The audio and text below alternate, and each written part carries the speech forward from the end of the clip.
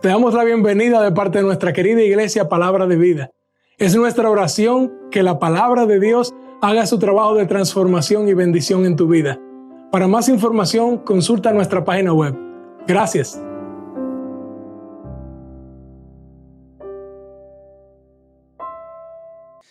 Amado Padre, Señor, en esta hora suplicamos tu intervención. Te pedimos que hables a nuestras vidas, Señor. Te pedimos que hables a través de tu palabra, que nos confrontes, nos animes y nos desafíes. En especial te pido por Manuel, que seas tú sustentándolo. Te damos gracias por él y por Leslie. Te damos gracias por el testimonio que son para nosotros. Cómo ellos buscan congregarse, Señor, aún en medio de la adversidad. Venir a alabarte con sus corazones. Venir a escuchar tu palabra, Dios. Y eso nos desafía. A veces estando bien, a veces no teniendo ningún problema. Buscamos diversas excusas para no venir a tu casa, para no congregarnos. Y nos perdemos la bendición que es estar aquí los unos con los otros, alabándote, Señor, en la congregación de los justos, cantando estas alabanzas preciosas, estos himnos hermosos que te glorifican a ti, que hablan de Cristo, Señor. Ofrendando generosamente, leyendo tu palabra, escuchando la predicación de tu palabra, teniendo comunión unos con otros, Señor. Padre, Señor, tenemos un anhelo, un deseo de vivir para tu gloria.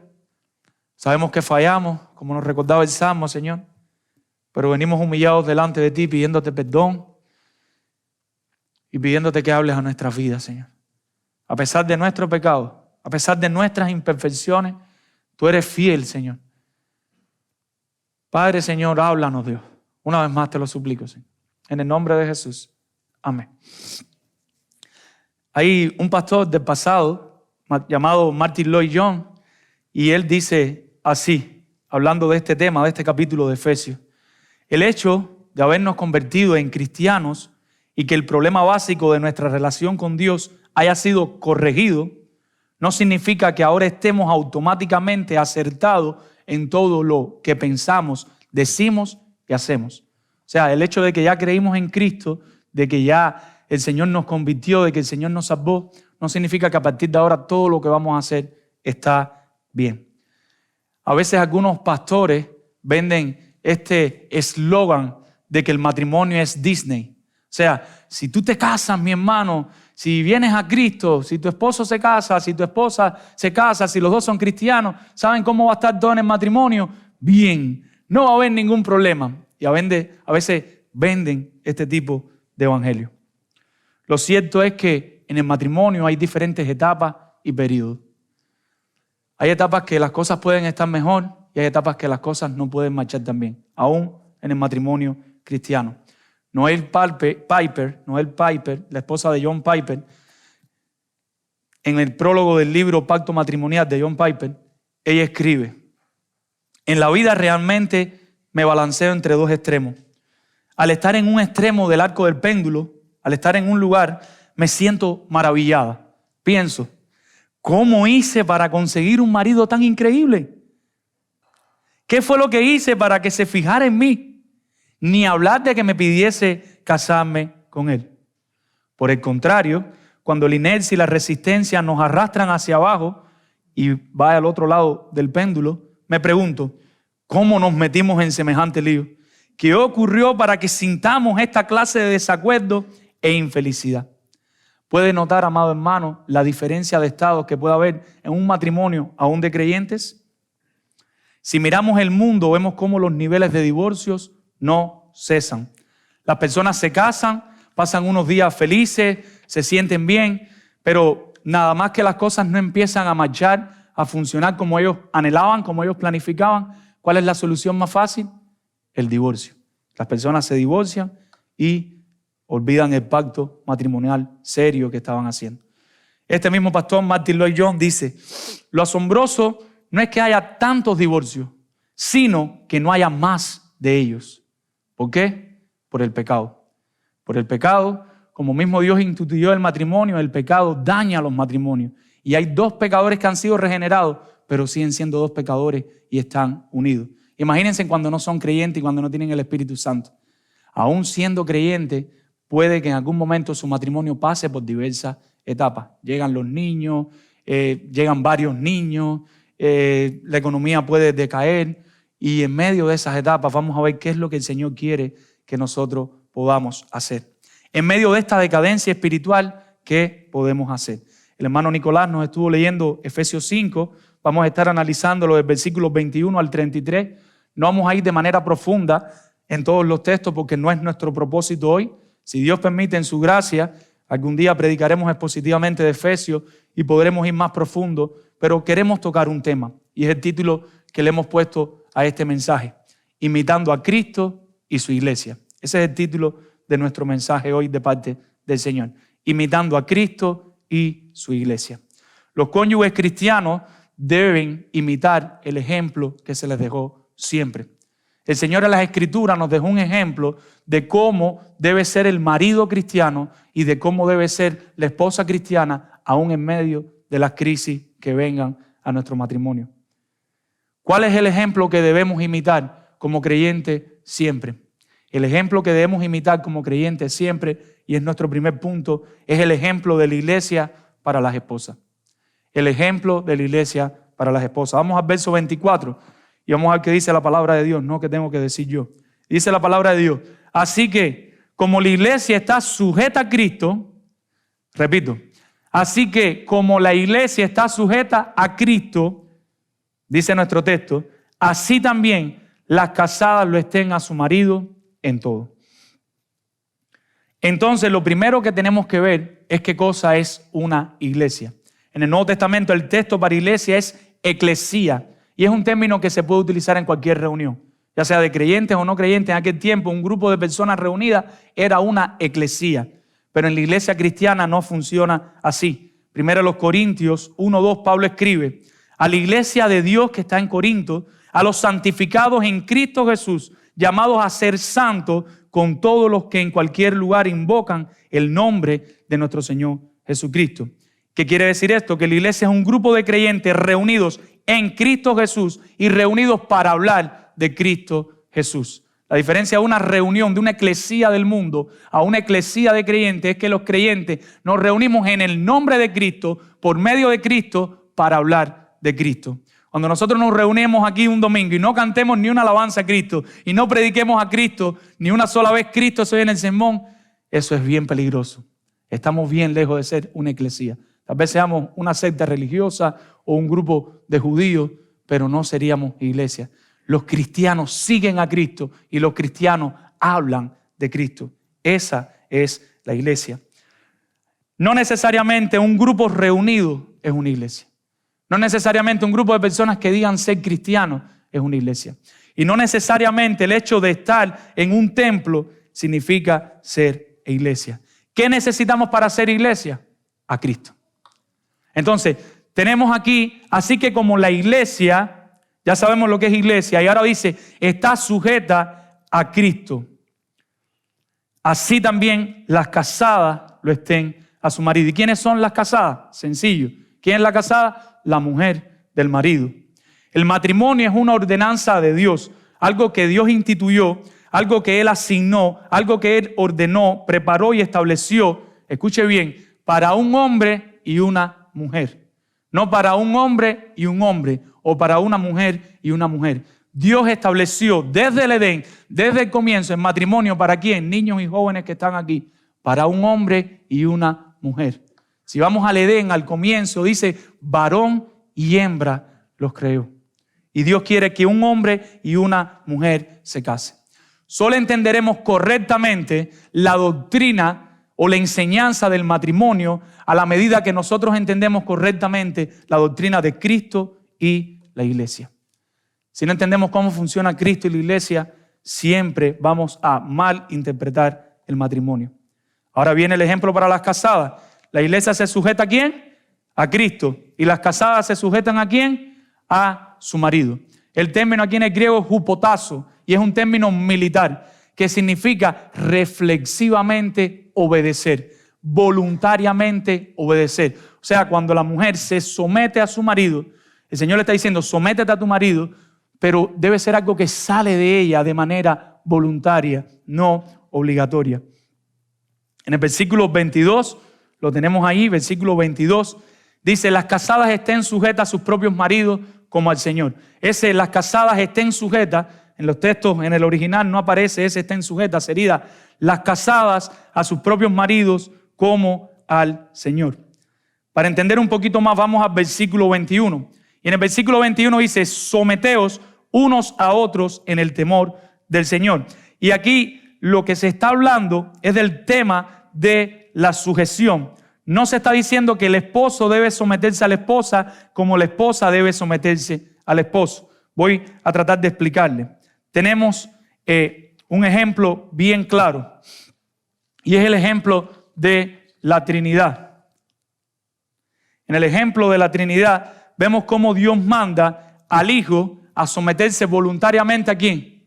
Al Padre. Y vemos cómo el Espíritu Santo se somete voluntariamente, reflexivamente al Padre y al Hijo. Nadie lo obliga. Algo que me gusta del ministerio del Espíritu Santo es que el Espíritu Santo nunca quiere gloria para Él.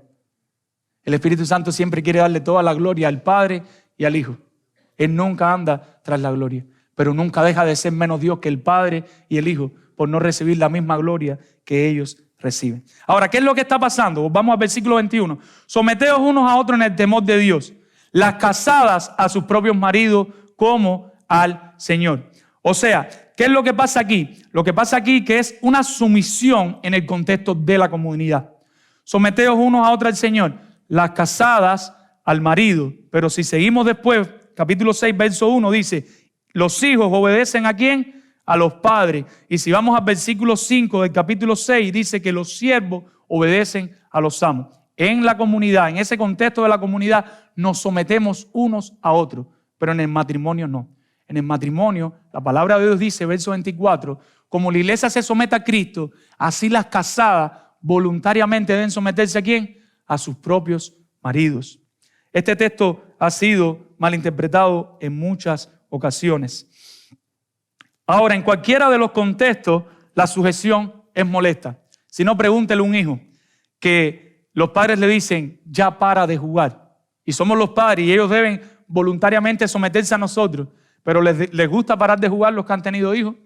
Si no, me regala uno de esos. Generalmente no quieren. Y ahí viene la disciplina bíblica y todo lo que conocemos que podemos hablarlo en otra ocasión. La obediencia siempre es un poquito molesta por nuestro pecado. Si no, pregúntele a un trabajador que tiene su media hora de lunch o la hora de break. Cuando ya se acaba el break, el jefe le dice, ya se acabó el break, apaga el celular o para lo que estás haciendo y vete a hacer. Y si nos dan una tarea de esas que no nos gustan, de las terribles, ahí más todavía nos quejamos. ¿Por qué? Porque nos cuesta someternos, aun cuando lo vemos en la palabra de Dios. Ahora, el hecho de que la mujer se someta a la autoridad de su marido, al liderazgo amoroso de su marido, ¿la hace inferior a su marido? Por supuesto que no, de ninguna manera. La hace obediente, la hace una mujer de fe. En Gálatas 3:26 dice, pues todos sois hijos de Dios por la fe en Cristo Jesús. O sea, la mujer es tan creyente y tan hija de Dios como lo es el marido que cree y se arrepiente. Gálatas 3:28, un texto mal interpretado, dice, ya no hay judío ni griego, no hay esclavo ni libre, no hay varón ni mujer, porque todos vosotros sois uno en Cristo Jesús. Aquí está hablando del derecho a la salvación. El derecho a la salvación tiene tanto derecho ¿quién? El hombre como la mujer. El esclavo como el que no es esclavo, el judío como el gentil. Todos tenemos derecho a Cristo. Pero después que creemos en Cristo, el judío sigue siendo judío, el creyente sigue siendo creyente, el hombre sigue siendo hombre, la mujer sigue siendo mujer. Y si eras esclavo, seguías siendo esclavo. Y si eras libre, seguías siendo libre. Por eso, este ejemplo del Espíritu Santo es un ejemplo que nos llena de claridad. El Espíritu Santo no es menos. Cristo no es menos, porque se someten voluntariamente al plan del Padre y en el caso del Espíritu Santo al ministerio del Padre y al ministerio del Hijo. Eso debería animar a las mujeres. Si nuestro Dios es un Dios que está dispuesto a someterse a las diferentes partes de la Trinidad, ¿cómo usted como mujer le va a costar reflexivamente someterse al liderazgo de su marido? Martin Lloyd-Jones dice, es una subordinación voluntaria a fin de llevar a cabo la salvación. Es algo esencial para la realización de la tarea. El Hijo dijo, heme aquí, envíame a mí. y se presentó como voluntario. Pero Dios le da a cada uno una función. Ahora le dice a la mujer en esta relación, como la iglesia se sujeta a Cristo, con esa misma pasión, con esa misma entrega, con ese mismo amor, las mujeres deben someterse a sus maridos. Tal vez tú te preguntas, y es una pregunta legítima, y yo las entiendo. Yo sé que hay maridos y maridos. Y algunos están diciendo, pero Eri, tú no conoces a mi marido. Someteme a mi marido, Eri. Y es verdad, yo no lo conozco. Pero es algo que nos está pidiendo el Señor, no que le estoy pidiendo yo. Yo me conozco yo como marido, conozco a mi papá y conozco a algunos hombres que conozco de cerca, pero no los conozco a todos. Pero es el Señor en su palabra, en su sabiduría, quien está mandando que la mujer se someta al liderazgo de su marido. Tito 2, del 4 al 5, dice que enseñen a las mujeres jóvenes, unas mujeres mayores de más experiencia, de más conocimiento en la palabra, deberían enseñar a las jóvenes, escucha, a amar a sus maridos, un amor filial, un amor familiar, el mismo que por sus hijos, a amar a sus hijos, a ser prudente, casta, cuidadosa de su casa, buenas, sujetas a su marido, para que la palabra de Dios no sea blasfemada. O sea, no hablen mal, no digan cosas malas de las mujeres de Dios. Pregunta, ¿cuántas mujeres aquí de experiencia que llevan más tiempo en la palabra se han sentado a tomarse un café con otra mujer y a decirle, mi hermana, ¿te estás sujetando a tu marido? ¿Estás amando a tu marido con amor familiar a tus hijos? Yo sé que es bueno hablar de los atributos de Dios y es bueno hablar de todas esas cosas y las hablamos y gloria a Dios y eso debe cambiar nuestra vida. Pero cuando una mujer de más experiencia se está sentando con otra mujer a enseñarla a amar su hogar, a amar a sus hijos, a amar a su familia y a someterse al liderazgo de su familia. Dice que cuando eso no pasa, que cuando la mujer no se somete al liderazgo bíblico de su esposo, dice que la palabra de Dios es blasfemada. Las personas hablan mal. Conocemos la frase típica, que a veces es buena que no la digan. Y eso que es creyente. Y estás compartiendo tal vez con unos matrimonios no cristianos y ve cómo la mujer avasalla y maltrata a su marido, cómo lo tienen poco, cómo no lo tienen estima. Y muchas veces dicen, ¿y eso? Que ellos son cristianos. No se desanimen, mi hermana, yo pronto le voy a dar a los hombres. Ustedes no se preocupen, tengan paciencia. Primera de Pedro 3:5 nos habla de mujeres del Antiguo Testamento. Yo sé que las mujeres están aguantando y sufriendo, pero tenga fe. Nos habla de, porque así también se ataviaban en otros tiempos aquellas santas mujeres que esperaban en Dios, estando sujetas a sus maridos. Las mujeres del Antiguo Testamento, y más esta mujer de ahí del Medio Oriente, y no estamos predicando machismos, usted lo va a notar que no va a ser así. Esas mujeres eran mujeres bien esforzadas. Se tenían que levantar desde bien temprano a preparar la masa del pan, a preparar el desayuno, a tenerlo todo listo. Y aún así, en medio de esas circunstancias bien difíciles, bien engorrosas, ellas se sujetaban a su marido. Ellas se vestían de sujeción. Su vestidura era sujetarse a su marido para la gloria de Dios. Pregunta, ¿qué es lo que no deja a las esposas entonces? Si esposa cristiana que estás aquí y has creído en Cristo y te has arrepentido de tus pecados, ¿qué es lo que no te deja sujetarte al liderazgo bíblico? Utilizo ese apellido y van a darse cuenta después por qué. Al liderazgo bíblico de tu esposo. ¿Qué es lo que no te deja sujetarse? El orgullo, el pecado de Satanás. El orgullo no permite que la mujer se someta a su marido. Y en nuestro tiempo más, con toda la presión que ejerce el movimiento feminista, porque las mujeres no podemos dejarnos poner un pensamiento por encima, porque las mujeres tienen que ser iguales que los hombres, porque las mujeres tienen que tener las mismas metas, porque la mujer tiene que cuidar a los hijos y el hombre no, y porque la mujer tiene que hacer X, Y o lo que sea y el hombre no. Y todo eso ha calado y ha entrado en la iglesia causando un gran daño. El movimiento feminista está en las iglesias. Hay mucho feminismo en las iglesias cristianas. Y empiezan a empujar a las mujeres a abandonar sus hogares, a abandonar a sus hijos en el nombre de la realización y la felicidad, y no les importa la palabra de Dios para nada. Yo tengo una abuelita que ya falleció. Mi abuelita no era creyente. Mi abuelita tuvo 8 hijos, falleció uno, tuvo que criar 7. Su esposo la dejó de bien temprano y los crió lavando, a batea. Una batea es algo así, a las personas que han nacido en Estados Unidos tienen estas lavadoras modernas. La batea es algo así que tiene como unos escaloncitos y tú tienes que coger la ropa duro y hacer así. Y ella lavaba y criaba a sus hijos. Cuando mi madre se gradúa de enfermera, mi abuela va a vivir con mi madre. Mi abuela nunca más trabajó en la calle. Mi mamá, en el movimiento que estábamos viviendo con la escasez, mi papá no es cristiano, mi mamá tampoco. Mi mamá tenía que irse a trabajar desde las 7 de la mañana que se levantaba, igual que mi papá, que tenía que estar en su cafetería a las 7. Mi papá se levantaba a las 6, se iban desde temprano y llegaban a las 5. Pero mi abuelita era la que se quedaba, me preparaba la ropita. Cuando yo llegaba al mediodía me tenía el almuerzo, me lavaba la ropita, me ponía arriba de la cama la ropita que yo me iba a poner, me preparaba todo. Y mi abuela fue la mujer más feliz del mundo. Yo no conozco otra mujer que se levantaba a las 6 de la mañana, que salía para su trabajo a las 7, que llegaba al trabajo a las 8, que trabajaba 8 horas y viraba a tener que bañar niños, a cocinar, a hacer todas las cosas, que fuera más feliz que mi abuela. Mi abuela estuvo en Estados Unidos y regresó a Cuba porque ella dice, eso no es para mí. Ese país no es para mí, mucha soledad. No quiere decir que Estados Unidos no es el mejor país del mundo, no es el tema. Lo que le quiero decir es lo que nos han vendido y la idea que las mujeres han comprado de lo que es la realización y la satisfacción y la plenitud. Nuestra realización, nuestra satisfacción y nuestra plenitud se encuentran en Cristo y en Dios. No lo busquemos en otro lugar que no lo vamos a encontrar. Tú no vas a ser feliz por la maestría más, por el doctorado más. Tú no vas a ser feliz porque tus amigas tienen un carro mejor que el tuyo. Tú no vas a ser más feliz porque cualquier otra cosa de esas cosas que nos venden. Tú vas a ser más feliz a la medida que te sometes a Cristo y a la voluntad de Dios revelada en su palabra. Las mujeres que aman a Dios y han caído en esta trampa pueden confesar que al final la felicidad no estaba ahí. Y yo no estoy hablando, y lo decimos, y tenemos hermanas aquí, las conozco. Aquí hay hermanas que no tienen marido, que están trabajando, que ellas solo están cuidando a sus hijos. ¿Saben qué? Tienen que hacerlo porque ¿quién lo va a hacer?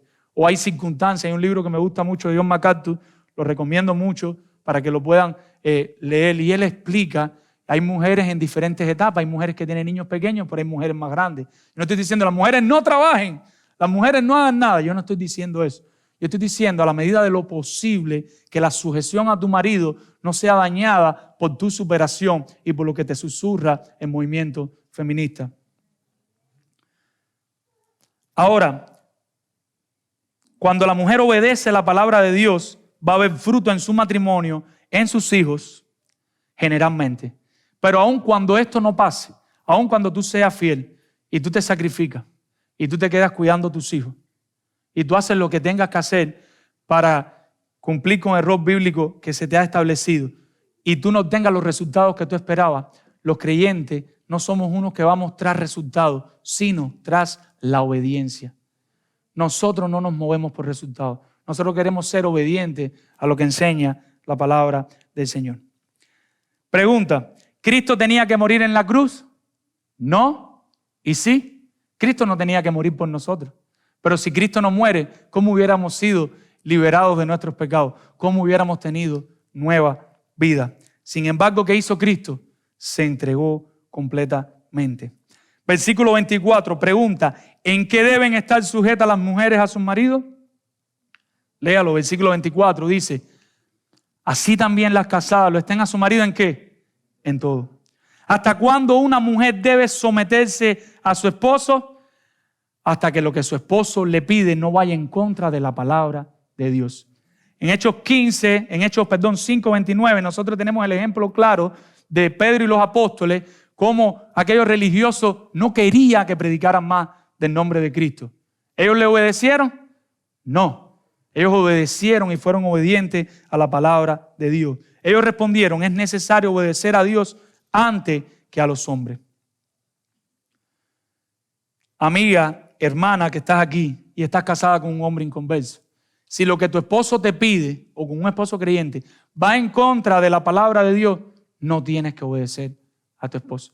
Si lo que él te pide te está llevando a pecar en contra de tu Dios, no tienes que obedecer a tu esposo. Si tú quieres leer la Biblia y tu esposo no quiere que la lea, no tienes que obedecer a tu esposo. Ahí no te tienes que someter a él. La Biblia enseña que busquemos la palabra de Dios, que no dejemos de congregarnos, que glorifiquemos a Dios en todo. En las cosas que van con Dios no hay que someterse al esposo. Pero si lo que tu esposo te está pidiendo es algo bíblico, por eso dije el liderazgo bíblico del esposo, es algo que está en la palabra de Dios, ahí sí tenemos que someternos a nuestra esposa. Para las esposas que están casadas con maridos creyentes, ser obediente a la palabra de Dios es lo más importante para nosotros. Pero en la gracia de Dios, esta obediencia puede traer mucho bien a tu hogar. A medida que tú te vas sometiendo al liderazgo bíblico a tu esposo, eso puede hacer mucho bien a nuestros hogares. Ahora vamos a los esposos para que las mujeres ya respiren y se relajen. Veamos cuál es el ejemplo que deben imitar los esposos. Y este es nuestro segundo y último punto. Y es el ejemplo de Cristo para los esposos. ¿Quién es Cristo?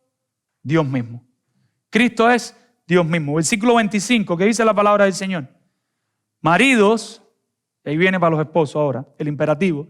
Amad a vuestras mujeres, así como Cristo amó a la iglesia y se entregó a sí mismo por ello. El término aquí para amor no es el término de ahorita, donde decía las mujeres que amaran a sus esposos y a sus hijos, que las ancianas le enseñaran. El término ahí es filial, es un amor familiar. Ahora el término aquí es agapao, y la acción es una acción que solo Dios puede hacer y solo Dios puede producir. O sea, Dios nos está llamando. O sea, Dios sabe que es una tarea sobrenatural amar a nuestras esposas con sus problemas hormonales y todas las cosas, pero Dios nos está diciendo, amen a sus esposas. No hay otra salida. Dios nos está dando un imperativo. Amen. Aquí es un imperativo. Ahorita las mujeres voluntariamente se someten al marido. Es como que yo soy creyente, yo he sido regenerada, yo debo someterme al liderazgo de mi esposa. No quiere decir que no lo tienen que hacer, pero ahora aquí el Señor sí le está diciendo a la esposa, te tocó la que te tocó, tuviste la oportunidad de escoger, ya te casaste, ama a esa mujer. Amén, amén. Romanos 5:8, y es interesante, mas Dios muestra su amor para con nosotros en que siendo aún pecadores, Cristo murió por nosotros. Si Cristo dijera, no, a este no lo voy a amar, porque este es muy orgulloso, o a este no lo voy a amar porque este es un poquito tacaño a la hora de ofrendar, o así diferentes cosas. Imagínense que el Señor pensara así. No, más Dios muestra su amor para con nosotros, que ahora estando en la condición de pecadores, Dios nos redimió y nos salvó de nuestros pecados. Ahora tú estás casado con una esposa cristiana. Ella ha sido regenerada, pero sigue pecando. ¿Qué te manda el Señor a hacer? A que la siga amando. Este amor es un amor continuo. Dios ama continuamente a su esposa. Nosotros amamos el día que nos casamos, pero debemos seguir amando continuamente a nuestras esposas. Ahora, si tú no tienes el Espíritu Santo, es imposible amar con este amor. Y por eso hay tantos divorcios fuera de Cristo. Lo triste es cuando esos divorcios empiezan a subir en Cristo. A diferencia de las esposas, ya lo dijimos, donde la sujeción es voluntaria, aquí es un imperativo. Ámala. Si tu respuesta es, ya no la amo, oremos. Porque si eres un verdadero creyente, Dios está capacitado para amar a tu esposa. Dios nunca te va a pedir algo que tú no puedas hacer. Tal vez lo que está ahí en juego es el orgullo y otras cosas. Ahora, vamos a ser más claros y vamos a ver 3 formas en las que los hombres deben amar a sus esposas. Y la primera se encuentra en el versículo 28 y es como a ti mismo. Verso 28. Así también los maridos deben amar a sus mujeres ¿cómo? Como a su mismo cuerpo. El que ama a su mujer, a sí mismo se ama. ¿Qué dice este versículo? ¿Qué está diciéndole Pablo a los creyentes de Éfeso? Tienes que amar a tu mujer como te amas a ti mismo. Pregunta, hombre que estás aquí, ¿cómo te amas a ti mismo? ¿Te amas bien, ¿Cómo cuidas de ti? ¿Te alimentas? ¿Tratas de hacer ejercicio? ¿Tratas de tener tu descanso? Pregunta, ¿estás velando porque tu esposa tenga las mismas cosas que tienes tú? ¿Estás ahí luchando tu tiempo de sosiego con el deporte, las olimpiadas, el noticiero? ¿Estás luchando para que tu esposa tenga el mismo sosiego y el mismo descanso que anhelas tener, que necesitas, que sabes que necesitas? Debes amarla como a ti mismo. Cuídala así a ella. Ahora vamos a hacer un poquito más claro como a ti mismo. ¿Cómo luciría el como a ti mismo? Y Pablo responde, versículo 29. Y lo primero que dice es, porque nadie aborreció jamás su propia carne. ¿Cómo lúcela a ti mismo? Y sería lo primero que viene ahí es no aborreciéndola. No la aborrezca. ¿Qué significa aborrecer? Detestar, odiar, amarla menos. Él está diciendo, ama a tu esposa como a ti mismo, no la odies. ¿En alguna ocasión has sentido odio por tu esposa? No respondan para que no se busquen un problema. Pero si ese odio es permanente, oren por ella, porque el Señor nos manda a amarla, no a odiarla, a seguirla amando, a pesar de sus pecados. En los evangelios se nos narra de unos judíos que vinieron a Jesús con preguntas bien planificadas. buscando que Jesús se equivocaran. Y esta fue la pregunta que le hicieron. ¿Es lícito al hombre repudiar a su mujer por cualquier causa? Cuentan que habían 3 escuelas de maestros o 3 escuelas de judíos. Estaba la escuela Akba, que dice que bastaba que el esposo hubiera a una mujer más hermosa que la de ella para que tuviera una razón para divorciarse. Esta escuela planteaba, si tú eres un esposo y vas a otra mujer más bonita, ya tú tienes una razón para dejarte con tu esposa y para ir tras de otra. Una escuela famosa era la escuela de Hillel, que él hacía mucha espiritualización de las escrituras y hacía cosas que no debía hacer.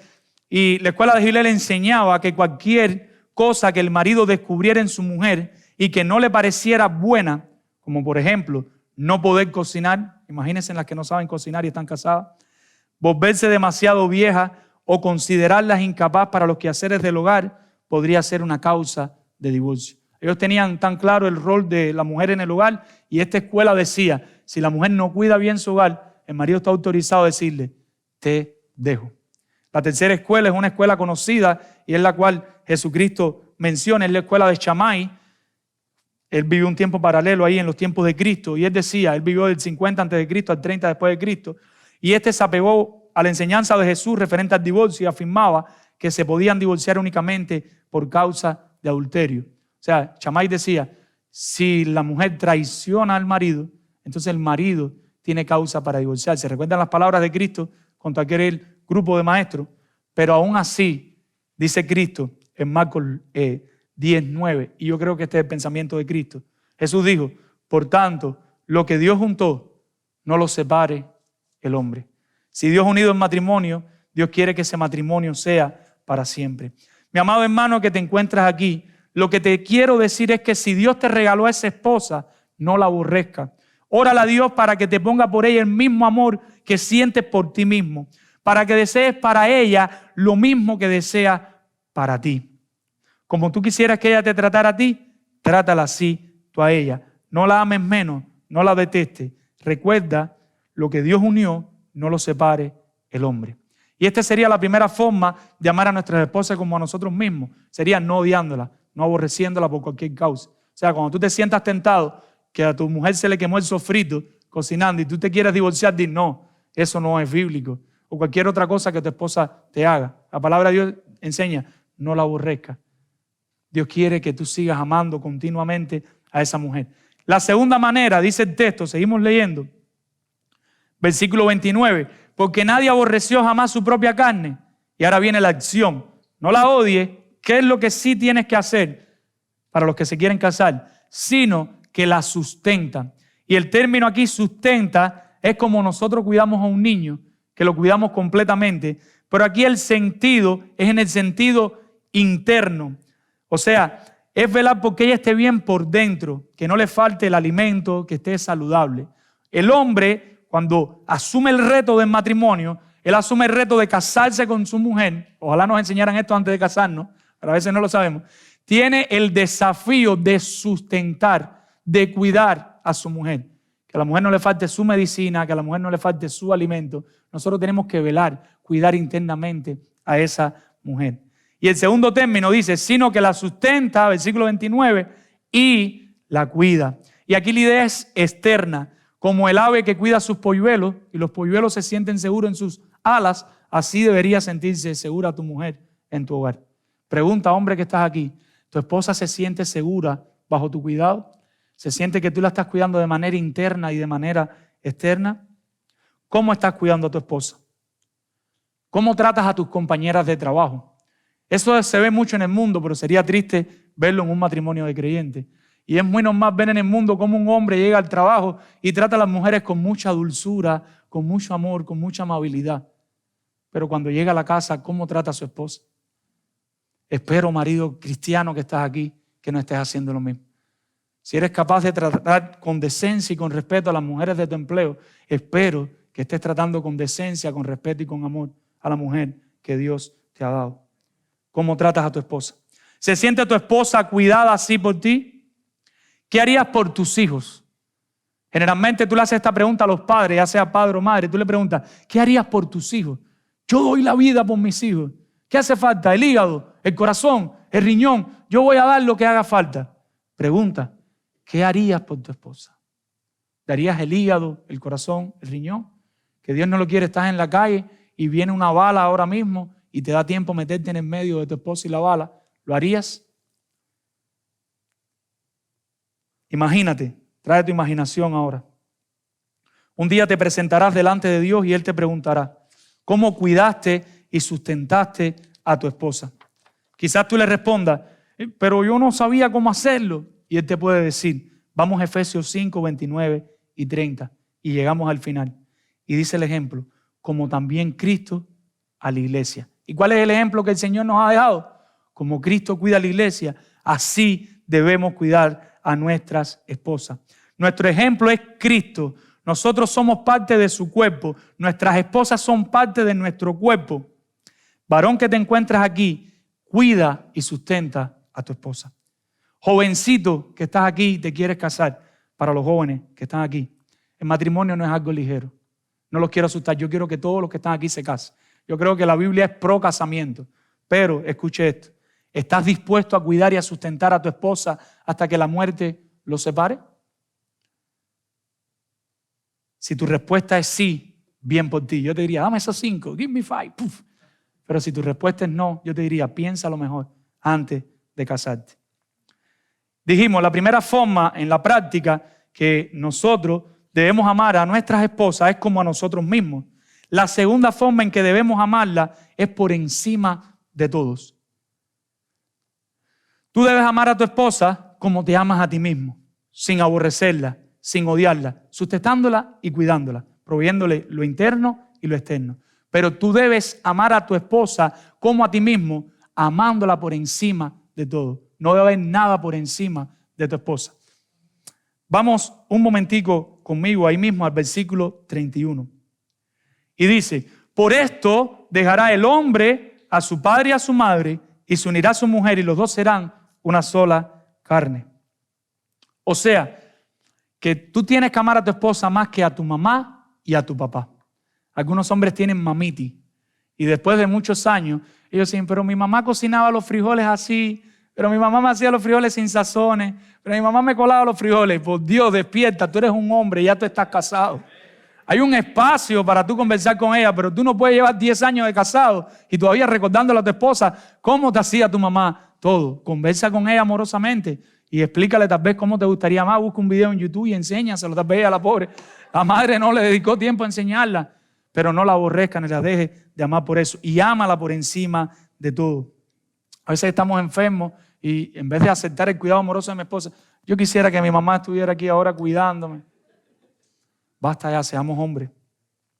Lo más triste es cuando ellas están haciendo su mejor esfuerzo y nosotros solo les recordamos cuando yo estaba con mamá y papá, mamá me hacía esto, aquello. Hermano, ya no estás con mamá y papá. Dios tenía otro plan para ti y te regaló una esposa a la que tienes que amar por encima de todo. Ama a tu esposa más que a nadie, por encima de todo. Y la tercera manera en la que debemos amar a nuestras esposas es ejerciendo tu liderazgo. Ejerce tu liderazgo. Versículo 23. Porque el marido es cabeza de la mujer, así como Cristo, escuche bien, es cabeza de la iglesia, la cual es su cuerpo y Él es su Salvador. Ejerciendo tu liderazgo. ¿Cómo lo haremos? Teniendo a Cristo como ejemplo. En el fondo, todas las mujeres quieren y anhelan, y si no, pregúntese, lo que nosotros nos pongamos los pantalones y que los hombres empiecen a ser hombres de la manera bíblica. Yo no estoy hablando con un sable, yo no estoy hablando con un látigo, yo digo de una manera amorosa, pero las mujeres anhelan que los hombres seamos los líderes de nuestro hogar, de una manera bíblica. Ellas necesitan un líder, necesitan a ese hombre que las va a guiar bíblicamente a hacer la voluntad de Dios. Nosotros somos los sacerdotes de nuestro hogar. Nosotros tenemos la responsabilidad delante de Dios de guiar bíblicamente a nuestras esposas y a nuestros hijos. Hombres, comencemos a liderar como Cristo nuestros hogares. Empecemos a liderar nuestros hogares como Cristo lidera a la iglesia, con un liderazgo bíblico, pero que va guiando a su familia. Nuestros hogares deben ser liderados por los hombres. El líder de cada hogar aquí representado debe ser el hombre, no la mujer. Y eso no hace a la mujer menos. Ya vimos cómo la mujer se somete voluntariamente al esposo como el Espíritu Santo y Cristo. El hombre, cada hombre que está aquí, de manera bíblica, no con un sable. El sable se va a hacer que sea un sable de amor, un sable de sacrificarse por su familia, de amar a su familia hasta las últimas consecuencias. Asimismo, nuestra iglesia, esta en la que estamos hoy, necesita ser liderada por los hombres. Dejemos nuestra comodidad y comencemos a ser líderes. A veces queremos que nuestras mujeres, nuestras esposas vengan a la escuela de damas, pero no damos el ejemplo y no venimos a la escuela de siervos si hay posibilidad de venir. A veces queremos que nuestras mujeres crezcan espiritualmente, pero no queremos ir al grupo de vida. Nos es más cómodo quedarnos en el sofá ahí viendo deporte y haciendo cosas. Queremos que nuestros hijos crezcan, pero nunca sacamos un tiempo para leerle la Biblia. Y así podemos poner disímiles ejemplos. Tenemos que dar ejemplo, tenemos que ser líderes y tenemos que ser líderes ahora. Nuestros hijos requieren que como hombres tengamos un liderazgo amoroso, un liderazgo bíblico con nuestras esposas para ellos verla y que crezcan de esa manera. Y nuestra iglesia necesita hombres poniéndole el pecho a las balas, hombres siendo líderes aquí en la iglesia de manera amorosa. Eso no va a hacer a la mujer menos, pero es bíblico y el Señor lo demanda, así que tenemos que hacerlo. Hermana que estás aquí, te pregunto con tristeza, ¿quién es el líder de tu hogar? ¿Estás orando para que Dios despierte a tu esposo? Porque puede darse la circunstancia de que tu esposo no sea el líder, que tú tienes que estar cantando y cantando y arrastrando a tu esposo. ¿Estás orando por él para que Dios lo despierte como líder? ¿Has hablado con él al respecto y le has pedido que tome las riendas del hogar? Amorosamente, como vimos con su... No, tú no haces nada, tú no... No, con respeto, recuérdese, con sumisión. Habla con tu esposo, ora por él. Mi amor, ¿cuándo vas a tomar? Los niños necesitan que le leas la Biblia. Los niños necesitan disciplina bíblica, amor. Amor, no tenemos nada que comer esta noche. Debes proveer, amor. Si no, llévalo aquí, Efesios 5, de manera respetuosa, pero habla con tu esposo, ora con tu esposo para que él tome el liderazgo del hogar. Recordamos que este liderazgo es uno como el de Cristo. Versículo 25, que hizo Cristo, se entregó. Dice, así como Cristo amó a la iglesia y se entregó a sí mismo por ella. Martin Lloyd-Jones dice, en forma creciente, los maridos están dejando la disciplina del hogar a las esposas, a las madres. Ya no se les puede molestar. Llegan cansados del trabajo a casa y exigen que sus esposas mantengan a los niños y que ellas respondan a sus preguntas. Deliberadamente, el marido está dejando vacante la posición en la cual Dios lo ha colocado. El marido está abandonando su posición y dejándola en su pereza a la mujer. Y muchas veces nos pasa así en el hogar y en la iglesia. Empezamos a dar la tarea de líder porque nos es más cómodo. Y las mujeres están hechas con un chip pecaminoso de volverse líder. Si tú dejas a las mujeres, ellas son pastoras. Y el domingo que viene hay una mujer predicando aquí.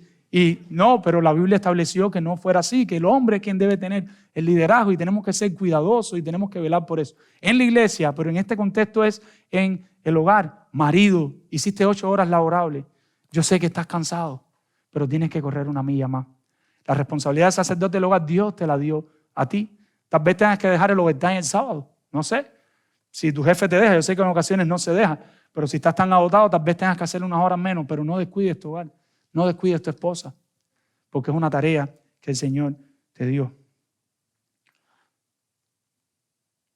Todo esto ocurre porque no nos queremos entregar como Cristo por su esposa.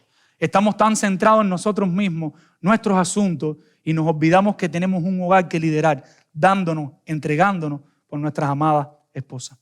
¿Qué hacemos, hombre que estás aquí, cuando llegamos del trabajo?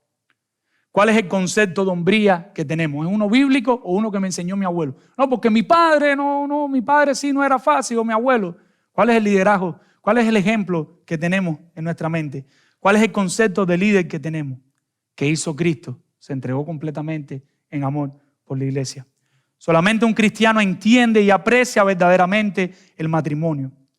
Para mí, una de las cosas que más disfruto en el ministerio es ver cómo Dios va cambiando un matrimonio. Muchas cosas que uno puede hacer en el ministerio, pero no hay nada que yo disfrute más que ver un matrimonio que está mal y ver cómo Dios obra. Y no quiere decir que van a ser perfectos, lo hablamos al principio. Van a seguir llegando temporadas buenas y malas, pero ya se consolidaron y se comprometieron hasta la meta. Venga lo que venga, hasta la meta. Y van a venir momentos buenos y malos. Y los hijos se van a ir de casa y vas a refrescar un poquito más, se van a casar si Dios quiere. José Marco, por la gracia de Dios, se casó ayer y pasamos un buen tiempo. Gloria a Dios, no, ¿por qué lo digo? No dejen de orar, no se ¿Cómo se dice? No pierdan la esperanza. Hay esperanza en Cristo. Ore, no deje de orar, no deje de orar. Hay diferentes etapas en el matrimonio. No siempre tus hijos van a tener 2 años de edad. No siempre va a ser así. Ahora,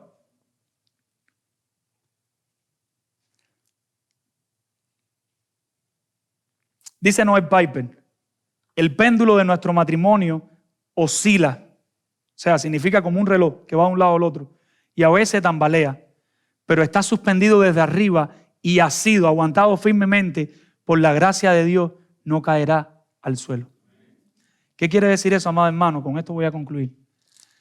Yo sé que tal vez aquí algunos matrimonios, lo sé porque soy uno de los pastores, al igual que otros pastores, están pasando situaciones adversas, situaciones difíciles, pero confíen en Dios. Confíen en el diseño de Dios para el matrimonio. Dios aborrece el divorcio. ¿Qué debemos hacer? Jugar cada uno el papel bíblico que nos toca. La mujer, someterse voluntariamente al liderazgo bíblico de su marido. Si tu marido no es creyente, ora por él para que Dios lo pueda salvar. Los hombres, amar bíblicamente a su esposa. ¿Cómo? Entregando todo hasta el final. No hay marcha atrás. Hay tareas y prioridades que tenemos que hacer. A veces queremos hacer muchas cosas al mismo tiempo. It is impossible. No hay forma de hacerlo. Es imposible de hacerlo. Tenemos que darle prioridad a lo prioritario. A veces vamos en el sentido de la urgencia. Ahora esto, lo otro. Y descuidamos las cosas más importantes. Pongamos cada cosa en su lugar. Doblemos rodillas delante del Señor y confiemos en la palabra de Dios. Vamos a orar. Padre, Señor, en esta hora te agradecemos por tu palabra, porque ella es viva y eficaz, Señor. Hay mucho más aquí que se podía hablar, hay mucho más que se podía explicar, Señor, pero el tiempo no alcanza, Señor.